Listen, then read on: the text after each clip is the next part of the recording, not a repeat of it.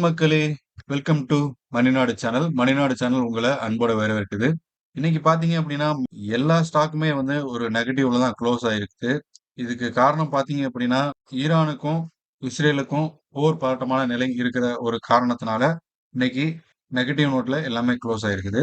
நம்ம இப்போ பங்குச்சந்தையில Nifty indexes மெயினா இருக்கக்கூடிய இண்டெக்ஸஸ் வந்து நம்ம பார்க்க போறோம். அதோட ஸ்டேட்டஸ். நிஃப்டி 50 இண்டெக்ஸ் இது வந்து இன்னைக்கு ஒரு 546.80 பாயிண்ட் வந்து டவுன் ஆகி 25,250.10 அப்படிங்கிற ஒரு பாயிண்ட்ல க்ளோஸ் ஆயிருக்குது. நிப்டில இருக்கக்கூடிய 50 கம்பெனிகள்ல 2 கம்பெனி மட்டும்தான் பாசிட்டிவ் நோட்ல க்ளோஸ் ஆயிருக்குது. அதுவும் 3:30க்கு மார்க்கெட் க்ளோஸ் ஆகிற சமயத்துல தான் வந்து பாசிட்டிவ் நோட்ல வந்தது. பேலன்ஸ் இருக்கக்கூடிய 48 ஸ்டாக்குமே வந்து ஒரு நெகட்டிவ் நோட்ல தான் க்ளோஸ் ஆயிருக்குது. பாஸ்ட் ஒரு 1 வீக்கா வந்து ஒரு நல்ல ரேலி குடுத்திருந்தது நிஃப்டி 50. இப்போ அதுக்கெல்லாம் சேர்த்து நல்ல ஒரு டவுன்ஃபால பார்த்துருச்சு. அதோட ஆல் டைம் ஹையான 26,000 அபோவ் வரைக்கும் போயிட்டு, இப்ப அதோட சப்போர்ட் 25,500யும் கட் பண்ணி பாட்டம் போயிட்டு இருக்கு. ஒரு டவுன் பொசிஷனுக்கு போயிட்டு இருக்கு. அடுத்து நிஃப்டி நெக்ஸ்ட் 50 ஒரு 1836.15 பாயிண்ட் டவுன் ஆகி 75,448.30 அப்படிங்கிற ஒரு லெவல்ல க்ளோஸ் ஆயிருக்குது. நிஃப்டி நெக்ஸ்ட் 50லயுமே ஒரு 4 ஸ்டாக் தான் வந்து பாசிட்டிவ்ல க்ளோஸ் ஆயிருக்குது. பேலன்ஸ் வந்து 46 ஸ்டாக்குமே நெகட்டிவ் நோட்ல தான் க்ளோஸ் ஆயிருக்குது. நிஃப்டி மிட் கேப் 150 இது ஒரு 475.05 பாயிண்ட் டவுன் ஆகி 21,904.70ங்கிற ஒரு பாயிண்ட்ல க்ளோஸ் ஆயிருக்குது. நிஃப்டி ஸ்மால் கேப் 250 இண்டெக்ஸ் இந்த இண்டெக்ஸ் இன்னைக்கு வந்து 352.60 அப்படிங்கிற பாயிண்ட் டவுன் ஆகி 18,179.20 அப்படிங்கிற ஒரு க்ளோசிங்ல வந்து இன்னைக்கு க்ளோஸ் ஆயிருக்குது. நிப்டி ஸ்மால் கேப் 250 இண்டெக்ஸ் வந்து ஒரு நல்ல டவுன்ஃபால் ஆயிருக்குது. நிப்டி மைக்ரோ கேப் 250 இண்டெக்ஸ் இது இன்னைக்கு வந்து 466.25 பாயிண்ட் டவுன் ஆகி 25,396.20 பாயிண்ட் வந்து க்ளோசிங் ஆயிருக்குது. ஓவரால் நம்ம பார்த்தோம் அப்படின்னா நிப்டில இருக்கக்கூடிய Nifty 50, Nifty next 50, Nifty mid cap, Nifty small cap, Nifty micro gap இந்த எல்லா இண்டெக்ஸுமே வந்து ஒரு நெகட்டிவ் நோட்ல தான் க்ளோஸ் ஆயிருக்குது. செவ்வாய்க்கிழமை பார்த்தீங்க அப்படின்னா நிப்டி நெக்ஸ்ட் 50 ஒரு பாசிட்டிவ் நோட்ல க்ளோஸ் ஆயிருந்தாலுமே இன்னைக்கு மேக்ஸிமம் எல்லா ஸ்டாக்குமே வந்து ஒரு நெகட்டிவ் நோட்ல க்ளோஸ் ஆயிருக்குது. இதுக்காக நம்ம பயப்படணுமான்னு கேட்டீங்க அப்படின்னா பயப்பட வேண்டிய அவசியம் கிடையாது. காரணம் என்னன்னு பார்த்தீங்கன்னா மார்க்கெட் வந்து எப்பயுமே ஒரே நேர்கொள்ள அப் ட்ரெண்ட்லே போகாது. அது அப் ஆனுச்சு அப்படின்னா ப்ராஃபிட் புக் பண்ணி டவுன் ஆகி வந்து அதுக்கப்புறம் திரும்ப ரைஸ் ஆக தான் செய்யும். இது ஒரு நல்ல ஆப்பர்ச்சுனிட்டி. காரணம் ஏன்னு பார்த்தா அடுத்து ஏர்னிங் ரிப்போர்ட்ஸ் வந்து அடுத்த மாசத்துல இருந்து இந்த மாசம் எண்டுல இருந்து ஏர்னிங் ரிப்போர்ட்ஸ் வந்து எல்லாமே வர ஆரம்பிச்சிடும். ஒரு கம்பெனியோட பர்ஃபார்மன்ஸ் வந்து. ஸோ இப்ப எல்லா மார்க்கெட்டும் எல்லா ஸ்டாக்குமே ஒரு நல்ல டவுன் பொசிஷன்ல இருக்கும்போது நம்ம வாங்கி வச்சுக்கிறது தான் நமக்கு நல்லது. ஸோ அந்த ரிசல்ட்ஸ் நல்லா இருக்கும் பட்சத்துல ஸ்டாக் வந்து நல்ல ஒரு ரேலி கொடுத்து நமக்கு வந்து ஒரு ஷார்ட் பீரியட்லயே ஒரு நல்ல ப்ராஃபிட் கிடைக்கிறதுக்கான பாசிபிலிட்டிஸ் வந்து அதிகமா இருக்குது. ஸோ அமௌண்ட் ஏதாவது வச்சிருந்தீங்க அப்படின்னா கண்டிப்பா ஒரு நல்ல வேல்யூவான ஸ்டாக் பார்த்து பிக் பண்ணுங்க. இன்னைக்கு நிப்டி 50 பாத்தீங்க அப்படின்னா மிடில் ஈஸ்ட்ல இருக்கக்கூடிய ஈரான், இஸ்ரேல் இவங்க 2 பேருக்கும் இடையில நடக்கக்கூடிய ஒரு போர் பாட்டமா இருக்கிறதான் காரணம். இது வரைக்கும் இஸ்ரேல் தான் வந்து அட்டாக் பண்ணிட்டு இருந்தாங்க. இப்போ ஒரு சைலண்டான சமயத்துல வந்து ஈரான் வந்து பாலஸ்டிக் குண்டுகளை வந்து இஸ்ரேல் மேல போட்டிருக்காங்க. பாதிப்புகள் நிறையவே இஸ்ரேலுக்கு வந்து ஏற்பட்டிருக்கு. இந்த காரணத்தினால ஷேர் மார்க்கெட்ல இருக்கக்கூடிய பங்குதாரர்கள் எல்லாருமே ஒரு பயத்துல இருக்கிற காரணத்தினால அவங்க ப்ராஃபிட்டை வந்து புக் பண்ணிட்டு இருக்கிறாங்க. அதோட ரீசனால ஷேர் மார்க்கெட் வந்து டவுன் ஆயிருக்குது. இதனால பிஎஸ்சி சென்செக்ஸ் பாத்தீங்க அப்படின்னா 1719.19 பாயிண்ட் டவுன் ஆகி 82,497.10ல க்ளோசிங் ஆயிருக்குது. நிப்டி நெக்ஸ்ட் 50 நம்ம ஆல்ரெடி பார்த்த மாதிரி 546.80 பாயிண்ட் டவுன் ஆகி 25,280.10ங்கிற பாயிண்ட்ல க்ளோஸ் ஆயிருக்குது. நிப்டி 50யும் சரி பிஎஸ்சி சென்செக்ஸ் சரி ரெண்டுமே வந்து 2.1% பாயிண்ட் வந்து டவுன் ஆயிருக்குது.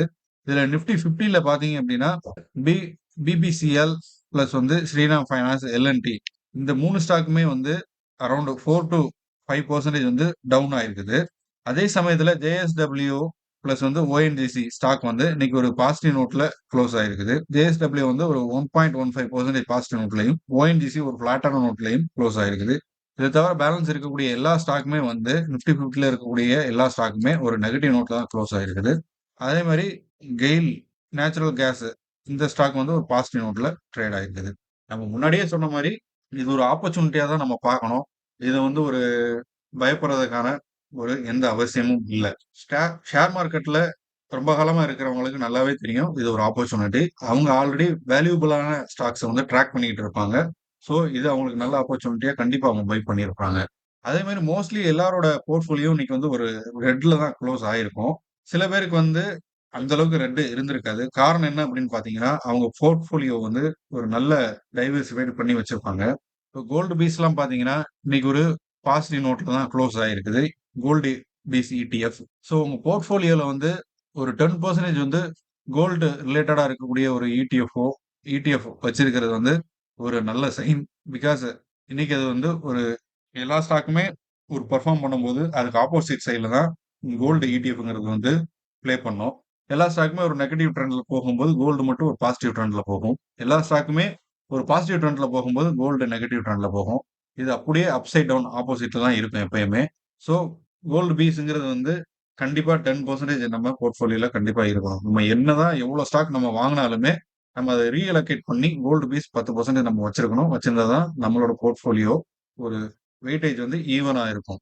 அடுத்ததா நம்ம பார்க்கிறது வந்து சுஸ்லான் எனர்ஜி. சுஸ்லான் எனர்ஜில நம்ம 2 டேஸ் பிஃபோர் நம்ம பேசும்போதே சொன்னோம். சுஸ்லான் எனர்ஜிக்கு வந்து பிஎஸ்சி பிளஸ் என்எஸ்சில இருந்து ஒரு வார்னிங் லெட்டர் குடுத்துருக்காங்க. அப்பவே கொஞ்சம் கவனமா நம்ம இருக்க சொன்னோம். நம்ம நம்ம திங்க் பண்ண மாரியே சுஸ்லான் எனர்ஜி வந்து இன்னைக்கு வந்து ஒரு 5% வந்து டவுன் ஆயிருக்குது. ஒரு ₹4 பக்கம் வந்து நெகட்டிவ் ஆயி 75.75 ரூபாய்க்கு வந்து குளோசிங் ஆயிருக்குது. இது இன்னும் ஃபர்தரா வந்து டவுன் ஆகுறதுக்கான பாசிபிலிட்டிஸ் வந்து அதிகம். என்னடா இது? ஏன்னா இதோட ஏர்னிங் ரேஷியோவும் அதிகமா தான் இருக்குது. பிளஸ் அவங்க குடுத்த வார்னிங்கிறதும் வந்து கம்பெனிக்கு ஒரு கெட்ட இதுதான். ஏன்னா கம்யூனிகேஷன் பிளஸ் வந்து சீக்ரெசி மெயின்டெயின் பண்றாங்க அப்படிங்கிற மாரி பழைய டைரக்டர் வந்து குடுத்த ரிப்போர்ட்ல வந்து இருந்த காரணத்தினால பிஎஸ்சி, என்எஸ்சி வந்து வார்னிங் குடுத்திருக்காங்க. பிளஸ் இந்த சீக்ரெசி பிளஸ் கம்யூனிகேஷன் லாகிங் இருக்குங்கிறது அதுல ஏதோ சம்திங் ஃபிஷ்ஷியா இருக்கக்கூடிய பாசிபிலிட்டிஸ் வந்து இருக்குது சுவிட்சர்லாந்துல. அதோட காரணத்தினால தான் அதோட ஸ்டாக் வந்து டவுன் ஆயிருக்குது. அடுத்ததா பார்த்தீங்க அப்படின்னா, இந்த மந்த் வந்து ஒரு ஐபிஓ மந்த். மெயின் போர்டுல இந்த செப்டம்பர் மந்த் வந்து ஒரு 12 big companies main board companies வந்து ஐபிஓ வந்து லிஸ்ட் பண்ண போறாங்க. அதே மாரி பார்த்தீங்க அப்படின்னா, எஸ்எம்இஸ்ல இருக்கக்கூடிய ஒரு 39 கம்பெனிஸ் வந்து இந்த செப்டம்பர் மந்த்ல ஐபிஓ வந்து ஃபைல் பண்ண போறாங்க. நல்லா பார்த்தீங்க அப்படின்னா, மார்க்கெட் வந்து ஒரு நெகட்டிவ் ட்ரெண்ட்ல போகுது. இந்த ஐபிஓஸ்லாம் வந்து லிஸ்ட் ஆக தான் போகுது. நல்லா பெர்ஃபார்ம் பண்ண தான் போகுது. ஏன்னா, டவுன் ஆகுறதெல்லாம் வந்து ஒரு ஷார்ட் டெர்முக்கு தான். கண்டிப்பா நம்ம மார்க்கெட் வந்து லாங் டெர்முக்கு வந்து பாசிட்டிவ் நோக்கி தான் போக போகுது. இந்த ஐபிஓஸ் பார்த்தீங்க அப்படின்னா, கடந்த வருஷங்கள்ல இருக்கிறத விட, இப்போ இருக்கிற ஐபிஓ தான் வந்து அதிகமா லிஸ்ட் ஆயிருக்குது. இந்த 2024 செப்டம்பர்ல தான் எஸ்எம்இஸ்ல வந்து 39 small and medium enterprises companies வந்து ஐபிஓ வந்து பப்ளிஷ் பண்ணியிருக்கிறாங்க. லிஸ்ட் பண்றதுக்கு கம்பெனிய. இதுதான் வந்து நம்ம பங்கு சந்தையில இருக்கிறதுலே வந்து அதிகமா ஐபிஓ லிஸ்ட் பண்ணக்கூடிய ஒரு மாசமா இருக்குது எஸ்எம்இஸ்ல. அதே மாரி மெயின் போர்டுல வந்து பப்ளிக் இஷ்யூ போடுறது வந்து 12 கம்பெனிஸ். இது வந்து பார்த்தீங்க அப்படின்னா, இதுவுமே ஒரு ஹை தான். ஆனா இதுக்கு முன்னாடி ஹையெல்லாம் வந்து லிஸ்ட் பண்ணியிருக்கிறாங்க மெயின் போர்ட்ல இருக்கக்கூடிய கம்பெனிஸ். அடுத்து பார்த்தீங்கன்னா, எஃப்ஐஎஸ் பிளஸ் வந்து டிஐஎஸ். எஃப்ஐஎஸும் டிஐஎஸும் இந்த லாஸ்ட் 2 டேஸ் ட்ரேடிங் செஷன்ல வந்து இந்த அக்டோபர் மந்த்ல எவ்வளவு இன்வெஸ்ட்மென்ட் பண்ணியிருக்கிறது அப்படி நம்ம பார்க்குறோம். இன்னைக்கு 3ஆம் தேதி. இன்னைக்கு மட்டும் பார்த்தீங்க அப்படின்னா, டிஐஎஸ் வந்து 12,914 கோடி வந்து வாங்கியிருக்கிறாங்க. அதே மாரி எஃப்ஐஎஸ் பார்த்தீங்க அப்படின்னா, 15,243 கோடிஸ் வந்து வித்திருக்கிறாங்க. சேம் 1ஆம் தேதி பிளஸ் வந்து இன்னைக்கு 3ஆம் தேதி இந்த 2யும் சேர்த்து பார்க்கும்போது பார்த்தீங்கன்னா, டிஏஎஸ் வந்து 25,294 கோடி வந்து வாங்கியிருக்கிறாங்க. பிளஸ் 9,826 கோடி வந்து வித்திருக்கிறாங்க. அதே சமயத்துல எஃப்ஐஎஸ் பார்த்தீங்க அப்படின்னா, 17,312 கோடி வந்து வாங்கியிருக்கிறாங்க. அதே மாரி 32,555 கோடி வந்து வித்திருக்கிறாங்க. இந்த டேட்டாஸ் வச்சு நம்ம பார்க்கும்போது, நமக்கு நல்லாவே தெரியுது. டிஏஎஸும், எஃப்ஐஎஸும் வித்திருந்தாலும், அதுக்கு ஈக்குவலா இல்ல ஒரு 70% அளவுக்கு வந்து ஸ்டாக்ஸ் வந்து வாங்குறாங்க. இதுக்கான காரணங்கள் பார்த்தீங்க அப்படின்னா, மார்க்கெட் வந்து ஒரு நல்ல சைன்ல இருக்குது அப்படிங்கிறது தான் காரணம். ஸோ டெம்பரவரி டவுன்ஃபால வச்சு நீங்க வந்து மார்க்கெட் வந்து மோசமாகுது. மார்க்கெட் இறங்க போகுது அப்படின்னு யாரும் சொல்றத வந்து நம்ம பெருசா நம்ப வேண்டாம். ஏன்னா லாஸ்ட் 3 டூ 4 இயர்ஸாவே வந்து மார்க்கெட் இப்ப விழும், அப்ப விழும் 16,000 பாயிண்ட்ல இருந்து எல்லாரும் சொல்லிட்டு தான் இருக்கிறாங்க. ஆனா மார்க்கெட் இப்போ வந்து 26,000 பாயிண்ட்ல நிக்குது. பிளஸ் இந்த மந்த்ல ஐபிஓ லிஸ்ட் ஆகிறது, எஃப்ஐஎஸ் வாங்குறது, விக்கிறது இதெல்லாம் பேஸ் பண்ணி பார்க்கும்போது நம்ம மார்க்கெட்டுக்கு நல்ல ஃபியூச்சர் இருக்குங்கிறத காட்டுது. அடுத்ததா பார்த்தீங்கன்னா, HDFC பேங்க்ல வந்து ஒரு பிளாக் டீல்ல வந்து ஸ்டாக் ஹேண்ட் ஓவர்ஸ் வந்து நடந்திருக்குது எக்ஸ்சேஞ்சில. இது ஒரு நியூஸ் தான்.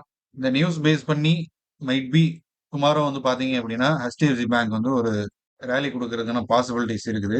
இருந்தாலுமே இந்த மிடில் ஈஸ்ட்ல இருக்கக்கூடிய அந்த வார் டென்ஷனால நாளைக்குமே மார்க்கெட் வந்து ஒரு டவுன் ஆகுறதுக்கான பாசிபிலிட்டிஸ் இருக்குது.